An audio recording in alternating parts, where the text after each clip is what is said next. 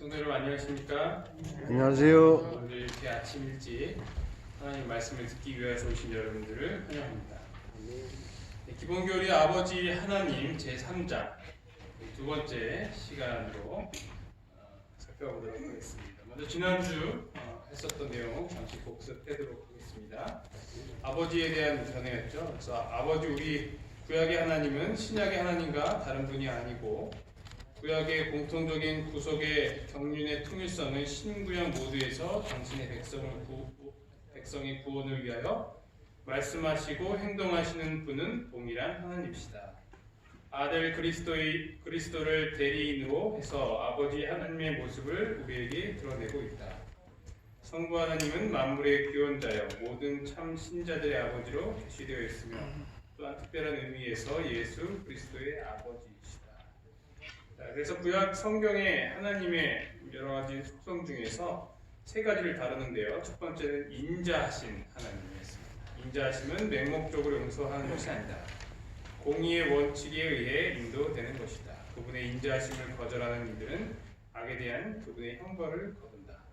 신의 산에서 하나님은 이스라엘의 신앙적 체험의 초점인 성소를 통하여 이스라엘의 친구가 되어 그들과 함께 하시려는 소망을 표현하셨다.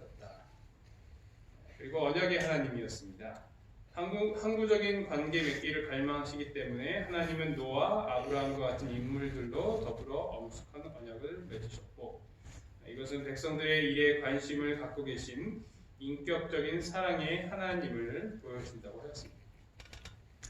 그리고 세 번째로 출애굽을 통하여 노예 민족을 기적으로 자유케 하셨던 구속자 하나님의 모습을 살펴보았었는데요. 하나님은 멀리 떨어져서 홀로 계시는 무관심한 분이 아니라 우리 일에 깊이 관여하고 계시는 분이다라는 내용이었습니다. 그래서 이제 그것을 이어서 네 번째로 우리 피난처 하나님의 모습을 함께 여기서 또 공부해 보도록 하겠습니다. 다윗은 이스라엘의 6대 도피 성과 같은 피난처와 같은 분으로 묘사하였다라고 이렇게 이야기하고 있습니다. 시편에서는 피난처란 주제로 그리스도와 성부를 모두 묘사하고 있습니다. 이 피난처는 이제 이스라엘 백성들을 위하여서 도피성을 마련을 하게 됩니다. 그래서 고의로 죽이지 않는 실수로 사람을 죽인 자들에 대해서 보호하기 위해서 도피성 제도를 만들었죠. 그때 당시에는 이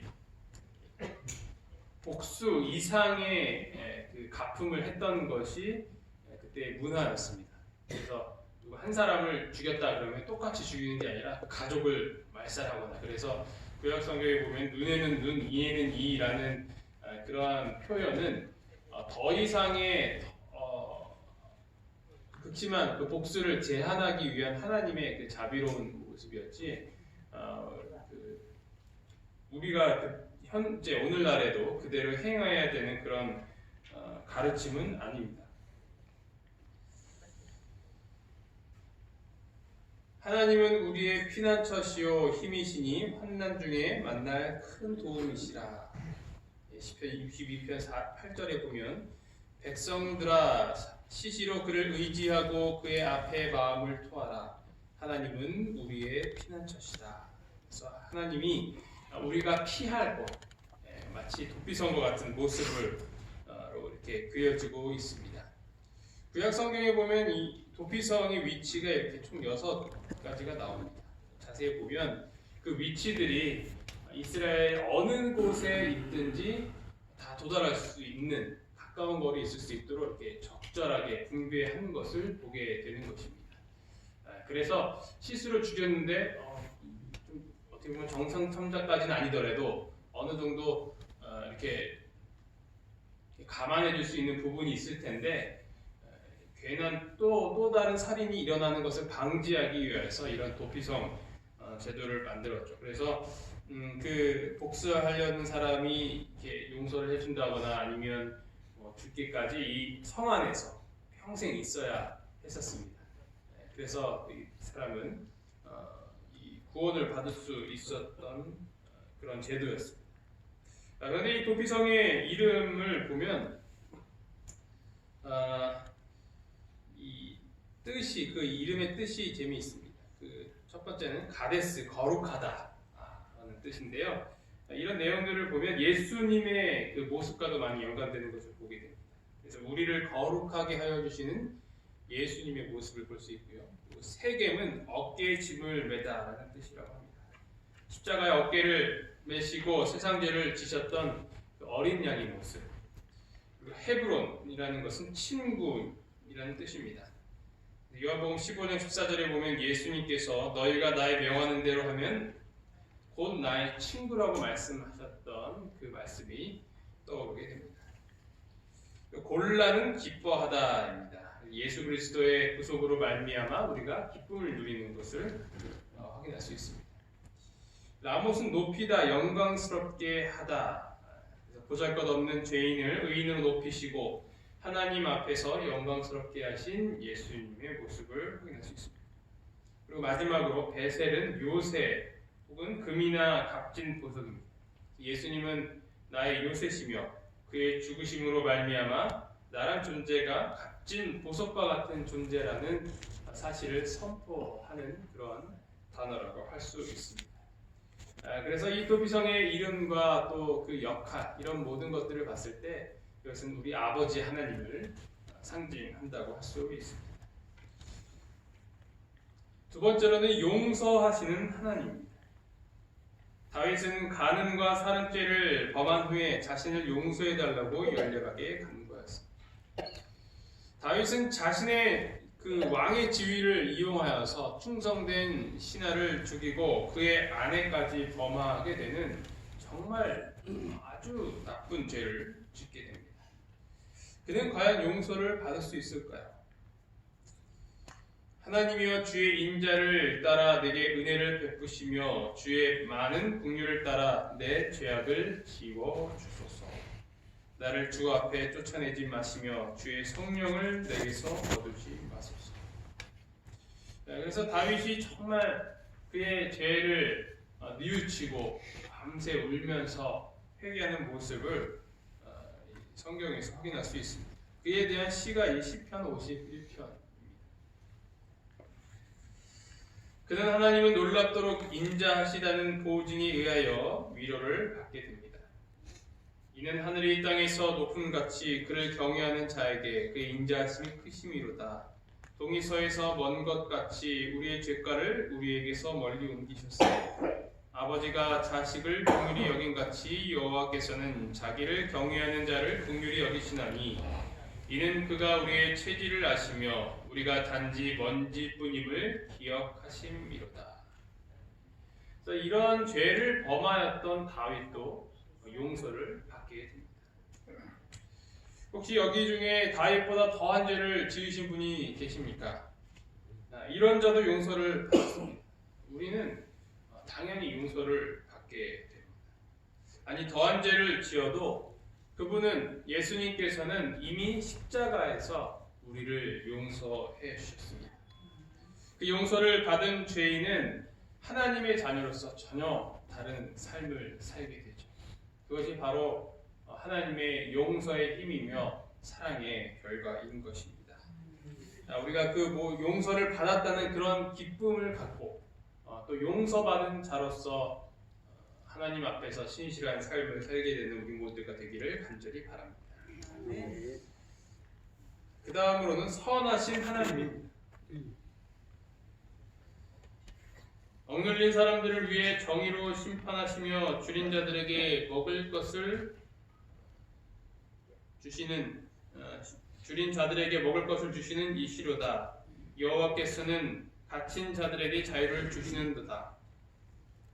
여호와께서 맹인들의 눈을 여시며 여호와께서 비굴한 자들을 일으키시며 여호와께서 의인들을 사랑하시며 여호와께서 나그네들을 보호하시며 고아와 과부를 붙드시고 악인들의 길은 굽게 하시는도다.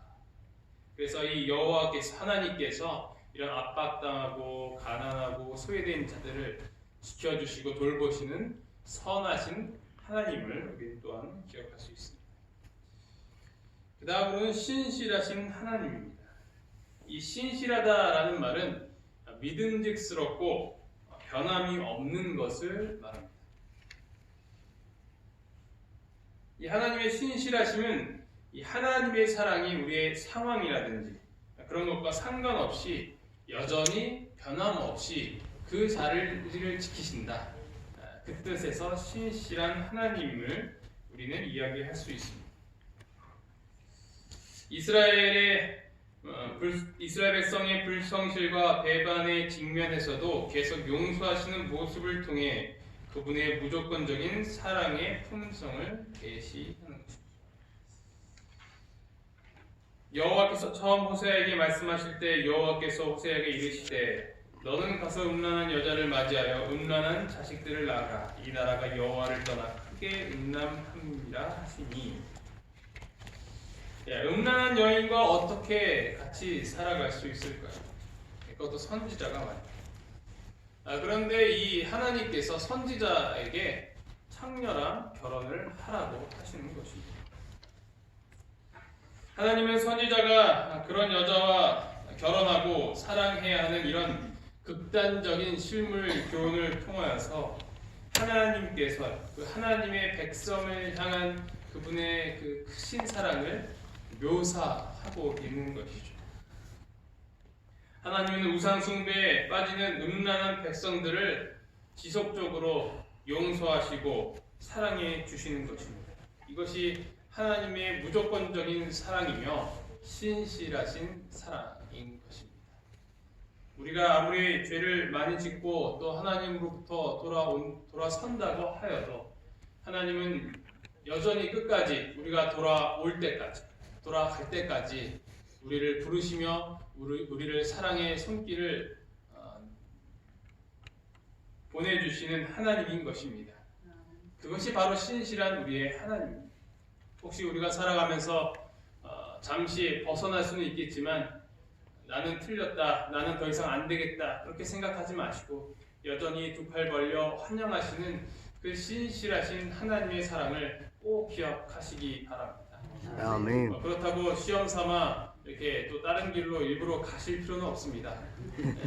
최대한 하나님 안에서 그 사랑 안에서 안전한 우리 안에서 계시는 우리 모두가 되기를 간절히 바랍니다.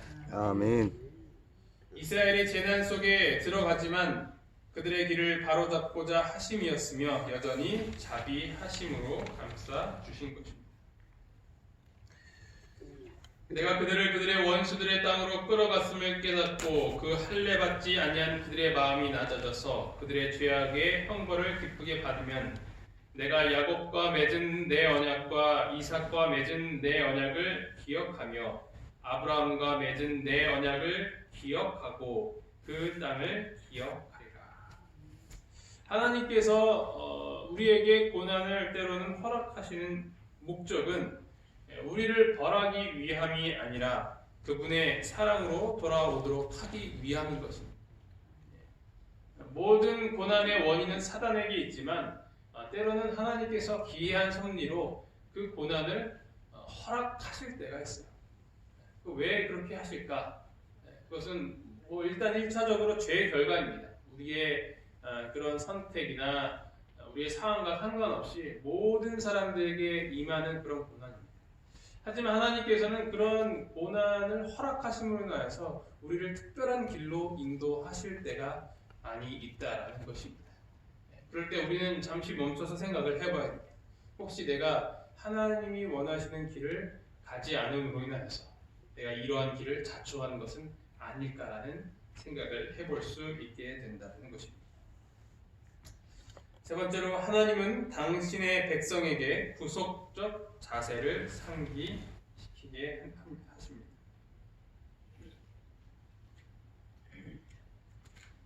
하나님은 우리를 구원하시기 위하여 애쓰시는 분이라는 것을 기억할 수 있도록 계속 말씀하시고 역사하시는 것입니다. 야곱아 이스라엘아 이 일을 기억하라. 너는 내 종이니라. 내가 너를 지었으니 너는 내 종이니라. 이스라엘아 너는 나에게 잊혀지지 아니하리라. 내가 내 허물을 빽빽한 구름같이 내 죄를 안개같이 없이 하였으니 너는 내게로 돌아오라. 내가 너를 구속하였음이니라. 그래서 하나님께서 언제나 큰 관심은 나의 구원이다. 나를 구속하시기 위해서 말씀하시고 역사하시고 때로는 고난도 허락하시고 좋은 길로 인도하시려는 것이 하나님의 항상 큰 관심사다라는 것을 우리는 기억을 해야 할 것입니다. 아멘. 그리고 구원과 복수의 하나님입니다. 이 복수라는 말은 하나님의 그런 사랑의 속성과 참으로 어울리지 않는다라고 생각을 해볼 수 있어요. 그렇죠? 누구에게 안갚음을 하는 것이죠. 네. 그런데 여기서 우리가 생각해 봐야 될 것은 누구를 위한 복수인가라는 거예요. 누구를 위한 복수. 그분의 백성을 파멸시키는 악인을 복수하는 하나님으로 묘사하는 것입니다. 하나님께서 우리 편에서 악인들을 향한 그런 복수를 해 주신다라는 것이죠. 피해자와 이 가해자가 있는데요. 이 피해자를 위해서 가해자를 어떻게 하지 않고 그래도 너도 뭐 어떤 집에서는 귀한 자식이니까 그냥 용서하고 서로 행복하게 잘 살아라 이러면 될까요? 안 되죠.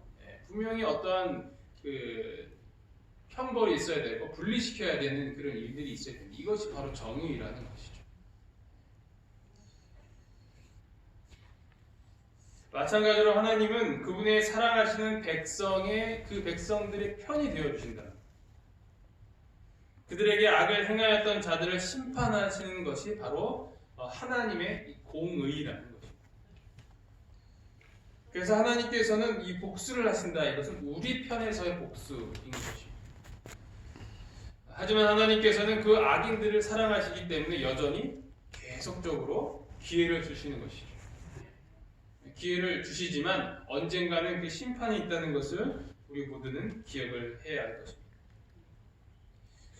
여호와의 날은 당신의 백성들에게는 구원의 날이고 원수에게는 복수의 날이다. 이 구약 성경에서는 여호와의 날이다. 그 날이라는 그런 주제들이 많이 등장을 하게 되는데요. 그것은 마지막 때 이 말 그런 하나님의 심판을 표현할 때 이 여호와의 날이라고 이렇게 표현하고 있습니다. 우리는 이 날을 두려워할 필요가 없습니다. 왜냐하면 의인들에게는 구원의 날이기 때문입니다. 겁내는 자들에게 이르기를 굳세어라 두려워하지 말라 보라 너희 하나님이 오사 보복하시며 갚아주실 것이라 하나님이 오사 너희를 구하시리라 하라. 여기 이 성경절에서 정확하게 드러나고 있습니다.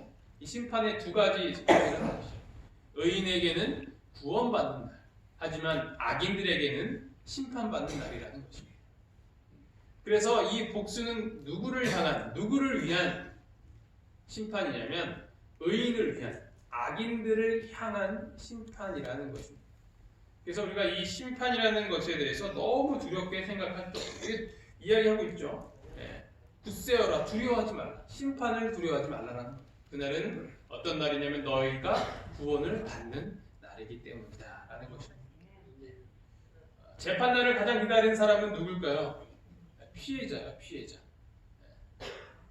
그 고소를 한 사람일 것입니다. 그 재판날은 정말 희망으로 가득 찬 날이 될 것이에요. 왜냐하면 그래야 내가 억울함을 보상받는 날이기 때문입니다. 심판은 바로 그런 날입니다. 우리가 구원받는 날, 우리의 억울함이 해소되는 날, 그 날을 기억하시면서 그 심판을 기다릴 수 있는 우리 모두가 되기를 간절히 바랍니다. 아멘. 구약 성경의 하나님의 모습의 마지막은 아버지이신 하나님입니다. 모세는 하나님을 그들을 구원해 주신 그들의 아버지로 언급합니다. 어리석고 지혜 없는 백성아 여호와께서 이같이 보답하느냐 그는 내 아버지시요 너를 지으신 이가 아니시냐 그가 너를 만드시고 너를 세우셨도다. 구속을 통하여 하나님은 이스라엘을 당신의 양자로 삼으셨습니다. 그러나 여호와여 이제 주는 우리 아버지니시다. 우리는 진흙이요 주는 토기장이시니 우리는 다 주의 것으로 지으신 것이니이다. 이사야 64장 8절입니다. 우리를 아버지로 부르게 하시기 위하여서 우리를 구속하신 하나님께 감사하는 오늘 하루가 되기를 간절히 바랍니다. 아멘. 그 다음으로는 신약의 성부 하나님입니다. 구약의 하나님은 신약의 하나님과 다른 분이 아니다라고 서두에 말씀을 드렸죠. 그분은 같은 분입니다. 신약에서 또 이야기하고 있는 아버지의 모습입니다. 첫 번째로는 모든 창조물과 신자들의 아버지다라고 기록을 하고 있습니다. 바울은 예수 그리스도와 구분시켜 아버지 하나님을 나타냅니다. 고린도전서 8장 6절을 보면 그러나 우리에게는 한 하나님 곧 아버지가 계시니 만물이 그에게서 났고 우리도 그를 위하여 있고 또한 한 주 예수 그리스도께서 계시니 만물이 그로 말미암고 우리도 그로 말미암아 있느니라. 그래서 이 아버지는 우리를 구속하시는 만물을 만드신 창조하신 하나님으로 그려내고 있습니다. 두 번째로는 영적인 아버지와 자녀 관계는 하나님과 이스라엘 족속 사이뿐 아니라 하나님과 신자 개인 사이에도 존재하게 됩니다. 마태복음 5장 45절에 보면 예수님께서 이렇게 말씀을 하셨습니다. 이같이 한즉 하늘에 계신 너희 아버지의 아들이 되리니 이는 하나님이 그 해를 악인과 선인에게 비추시며 비를 의로운 자와 불의한 자에게 내려주십니다. 그래서 이스라엘만을 위한 하나님이 아니라 우리 모든 사람들을 위한 아버지시다라고 예수님께서는 선포를 하시는 것이죠. 구약에서는 이스라엘만을 위한 하나님이다라는 그런 이스라엘 백성들의 편협된 생각이 있었어요. 예수님께서는 그것이 잘못됐다는 것이죠. 모든 자들을 위한 아버지이시다. 그 모든 자들은 여기에는 악인까지도 포함되어 있는 것이죠. 악인까지도 그들을 돌아오라고 말씀하신 그 아버지 하나님의 자비를 우리는 확인을 할 수 있게 됩니다. 세 번째로 그리스도께서 이루신 구속을 통하여 신자들이 하나님의 자녀로 입양이 되는 것입니다. 갈라디아서 4장 5절 6절을 보면 율법 아래 있는 자들을 속량하시고 우리로 아들의 명분을 얻게 하려 하심이라. 너희가 아들이므로 하나님이 그 아들의 영을 우리 마음 가운데 보내사 아빠 아버지라 부르게 하셨느니라. 이 개역개정에서는 아빠 아버지라고 정확하게 표현하고 있습니다. 우리 모두는 예수 그리스도를 믿음으로 말미암아 하나님의 아들로 입양이 된 자들. 그런데 원래는 아버지의 친아들이었습니다. 우리 모두는 하나님께서 그의 자녀들을 되찾기 위하여서 십자가에 달려 돌아가신 예수님께 또한 감사하는 오늘 하루가 되기를 간절히 바랍니다. 그리고 예수님은 아버지를 나타내십니다. 그 아버지의 나타내시는 속성 중에 첫 번째는 주시는 하나님으로서 예수님께서 이 땅에 오셔서 계속 설명을 해주셨다는 것이죠. 아버지는 인간의 창조 행위가 결국 당신의 아드님을 죽음을 초래하게 될 줄을 아시고도 우리에게 생명을 주신 하나님. 아버지께서 당신의 아들의 삶과 죽음을 통하여 그와 분리되는 그 고통을 겪으셨습니다. 그럼에도 불구하고 아들을 주셨다는 것입니다. 십자가는 어떤 다른 것보다도 아버지에 대한 진리를 드러내고 있습니다.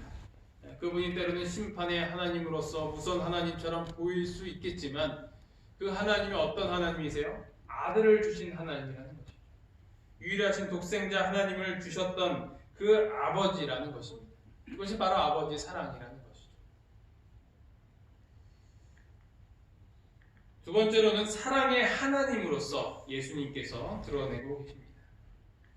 예수님이 좋아하셨던 주제는 아버지의 자비하심과 충만한 사랑이었습니다.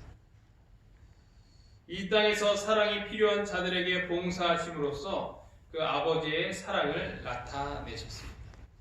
그래서 어쩌면 이 구약의 하나님이 좀 무서운 하나님인 것처럼 보이니까 예수님께서 이런 하나님이 아니시다라고 너희들이 이렇게 느끼는 그런 하나님이 아니야. 사실은 이런 하나님이시다라고 다시 말씀해 주셨던 것이 아닌가 저는 또 그렇게 생각을 해봅니다. 왜냐하면 다른 하나님이 아니시거든요. 같은 하나님이시기 때문입니다. 그래서 이 예수님께서는 그 아버지 하나님의 사랑을 나타내시기 위하여서 비록 이 방황하고 멀리 떠난 그 사람들을 악인들을 향한 돌아오라는 그런 호소들을 이 세 가지의 비유를 통해서 말씀을 해주셨는데요. 첫 번째는 잃은 양의 비유이죠. 구원이 하나님의 선제 행동을 통해 이르러옴을 보여주는 것입니다. 이 선제 행동이라는 것은 하나님이 직접 찾아가신 거죠. 이 양을 찾으러 직접 찾아갔던 그런 목자의 모습, 하나님은 그런 분이시다. 잃은 자들을 데려오기 위하여서 직접 나가시는 그런 하나님의 모습을 보여주고 계시는 것입니다. 그리고 잃은 주화의 비유입니다. 하나님께서 죄인을 이 값진 존재로 여기신다. 탕자의 비유, 죄인을 향한 아버지의 무한한 사랑, 끝까지 기다려주시는 그 하나님의 사랑, 아무 말하지 않고 그 누더기가 된 그 아들을 감싸주시는 그 아버지의 사랑을 확인할 수 있습니다. 아버지가 당신 아들의 재림에 깊이 개입되어 있습니다. 아버지는 재림을 고대하시며 그때 구속받은 자들은 마침내 그들의 영원한 본향으로 들어가게 될 것입니다. 구원받은 자들이 경험한 이타적 사랑을 통하여 하나님을 우리 아버지로 시인할 수밖에 없는 것입니다. 이런 아버지가 우리의 아버지십니다. 아버지 하나님인 것입니다. 하지만 우리가 그분의 사랑을 온전히 다 이해하기는 힘들 것입니다. 왜냐하면 그 아들이 철들 때는 자식을 낳아 보면 철든다고 하죠, 그렇죠? 그런데 뭐 아들은 아들을 또 낳아도 그렇게 많이 철드는 것 같지는 않습니다. 우리가 어쩌면 아버지 하나님 앞에서 그런 철없는 존재들이 아닐까 생각을 합니다. 아버지 사랑을 깨달았다고, 그것을 안다고, 배웠다고 하지만 다시 한번 그 사랑에 기대하는 그 삶을 살지 못하는 우리는 참으로 철없는 존재들이 아닌가 생각을 합니다. 그럼에도 불구하고 우리를 여전히 사랑하시는 그 아버지 하나님을 생각을 해볼 때 우리는 다시 한번 하나님께 그 사랑에 대해서 감사하고 또 우리 다시 한번 그 아버지를 향한 사랑의 표현을 하게 되는 것 같습니다. 우리 이 아버지를 둘 수 있도록 해주신 그 사랑을 다시 한번 기억하면서 감사하는 오늘 하루가 되기를 간절히 바라면서 말씀을 마치도록 하겠습니다. 아멘. 기도하시겠습니다. 하늘에 계신 하나님 아버지, 오늘 저희가 또 이렇게 귀한 말씀을 통하여서 하나님 아버지를 배울 수 있도록 도와주셔서 참으로 감사합니다. 아멘. 아버지, 저희가 살아가는 것이 때로는 너무나도 철없고 또 그 사랑을 잊은 자처럼 보일지는 모르겠지만 아버지, 저희와 함께하여 주셔서 그 하나님의 사랑에 합당한 삶을 살아가는 자들이 될 수 있도록 인도하여 주시옵소서. 저희의 아버지 되심에 참으로 감사합니다. 그 아버지 하나님을 오늘 다시 한번 기억하며 감사하는 하루가 되겠사오니 저희와 함께하여 주시옵소서. 이 모든 말씀 예수 그리스도 이름으로 기도합니다. 아멘.